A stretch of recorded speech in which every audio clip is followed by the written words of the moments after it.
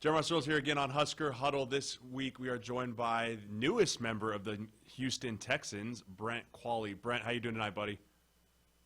I'm doing good. How are you? I'm doing well, just trying to keep my head above water here. And just wanted to catch up with you, and what we're doing is just catching up with former Huskers and kind of seeing what they're up to nowadays and what they're doing now. And I mean, you just signed with the Houston Texans, which is awesome. Congratulations to you. Going into your 7th season as an undrafted guy is incredible. You spent the last 6 seasons with the New York Jets.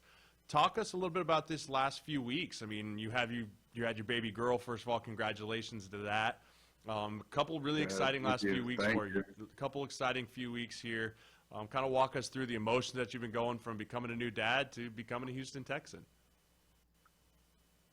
Yeah, I mean, quite the last couple weeks, quite the last month with everything going on in the world right now. But yeah, so my wife Melissa and I welcomed our baby girl on March 12th. Chandler Renee Qvale was born on March 12th, and then free agency opened up on March 18th. Houston came in strong right out of the get-go, basically, and we kind of just were going back and forth with a few teams, with the Dolphins, the Vikings a little bit, and the Jets mostly. But ultimately, kind of New York was going in a different direction. Kind of a lot of guys were leaving, and when it came down to it, Houston was the best offer for our family. My old coach from my rookie year is the offensive line coach for the Texans, so there's some familiarity there. I've heard nothing but good things about Houston itself, about the team. So we're really excited to get there. And as you know, welcoming your first child I don't think I could put in words the emotions that have been running through our household over the last 10 days. So it's crazy. There's no other word except for crazy with everything going on in the world. It's a blessing that, she came home safe. My wife got through labor safe, and now we're signed, going to Houston, and just kind of figuring out when we're going to go.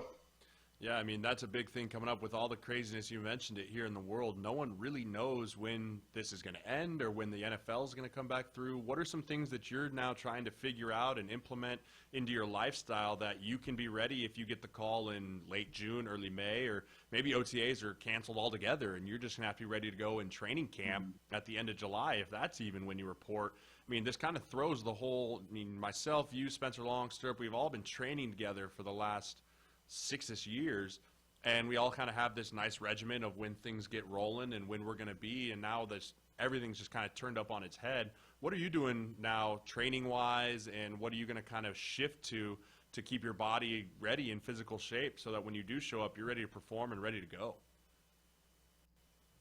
Yeah, so you nailed it, that we've been training together for a long time, so we have a pretty good routine down of what we want to do. I was planning I hit it pretty hard in the end of January through February and early March before all of this happened, because I was planning to take some time off anyway when Chandler was born. So I'm kind of just hanging out and waiting. With the university closed right now, just kind of sitting and waiting to see what's going to happen. But we're going to have to get creative. I've already been talking with some guys about places to start training here probably in a week or two. To get back and stay ready and in shape, because now it even puts more pressure on you to be in really good shape, because you could get a call that you got to be there in a week. And if you're just been sitting on the couch during this whole,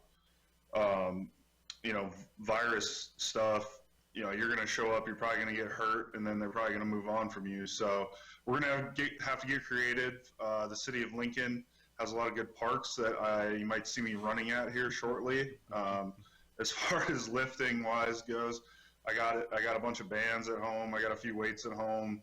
I know there's a couple gyms still open, so if we need to start training there, that's what we're going to do, and take precautions while we're in there. Bring your hand sanitizer along, and be able to really just do what you can to stay ready to go whenever that call is made. And I got to be down in Houston. Can't wait to see you with a squat bar on your back and a mask on your face and gloves on as you're just making sure you don't bring any infections home to baby Chandler. Qvale, You've played Yeah, no doubt. 7 years in the league, which is no easy feat whatsoever. But let's back it up to when you were at Nebraska. No spring ball for the Huskers this year. And I remember you, myself, a lot of guys, is where you make your biggest leaps into spring, in the spring, because you're building the ground blocks for the fall. What were some of those spring balls like for you early on in your career? I know as you get older, you hate them a little bit more because they hurt more. But I mean, I'm talking when you're a freshman, sophomore. Like, what did spring ball mean to you, and what does it mean to not have it for these young players? Yeah, spring ball is huge because you're not preparing for a game. You're literally just working on your craft. Everyone's just trying to get better, and when you're in it, like you said, when you're in it, those 14 practices plus the game, they seem like a lot of work. But then when you really think about it, you only have 14 times plus a game, however much you even play in the spring game. So you only really have a short amount of time to try and get better. And the coaches are looking at who's making the biggest strides in spring ball. It was before our junior year together when I was able to kick out to left tackle, and kind of put myself into a starting role with you on the other side, to where that kind of set things up for the fall, to where, ultimately I got to get film in college, which ultimately gave me my chance in the NFL, and that all started from spring ball. So it's truly like, it's just, you just got to take the mindset of, we're really not going to have that many practices, and you're going to be able to get out there and try to make yourself better, which ultimately makes the team better. And that's why it's so huge that with Nebraska missing spring ball this year, Nebraska's had, 2 4-8 seasons in a row. They were trying to make the big leap with, the new offensive coordinator, things like that. A lot of stuff was going to get ironed out this spring. So when you get to training camp in the fall, you just hit the ground running and try to just get better in every little aspect. Well, they don't have that now. So it's going to be interesting, if and when they do get to training camp, that I'm sure that first week or two is going to just be all learning new stuff, because you know this as well as anyone else, that you can draw it on paper all you want, but you got to get out there, you got to walk through it, you got to practice it, you got to get your reps in, so that when it comes to game time, it's second nature. So it's going to be interesting, because the Huskers have a very tough schedule this year.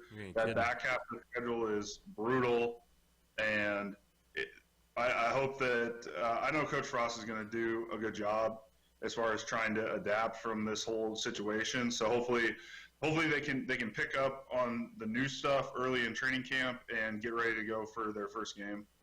Qvale, you have I don't know if a lot of people know this, but you do have the strength and conditioning background, and I know that's something that after post-career football you want to get involved in. But I think you can talk about it a little bit better than most. What is this lack of the strength and conditioning program going to look like, not just for spring practices and all really important, but the development for young players is very different. Like you talked about, you being in the NFL now, it's very much you have to know what to do to prepare your body for a season.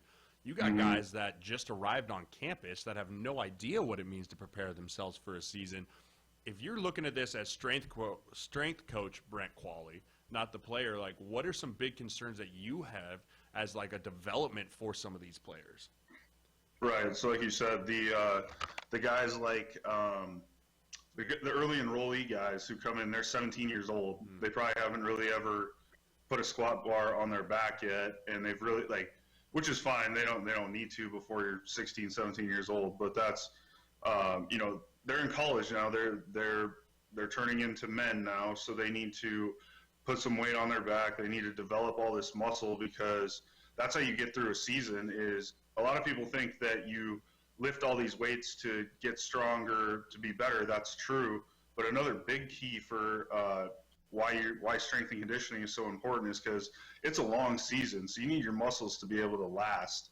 You need your body to be able to hold up to a lot of force coming in, and they're not getting that right now. They did have a full winter conditioning where Coach Duvall and the crew had them, squatting a bunch of weight and lifting a bunch and all that. So they're going to, their muscle mass is going to hold up, but it's just that if you take all this time off, that's when injuries occur.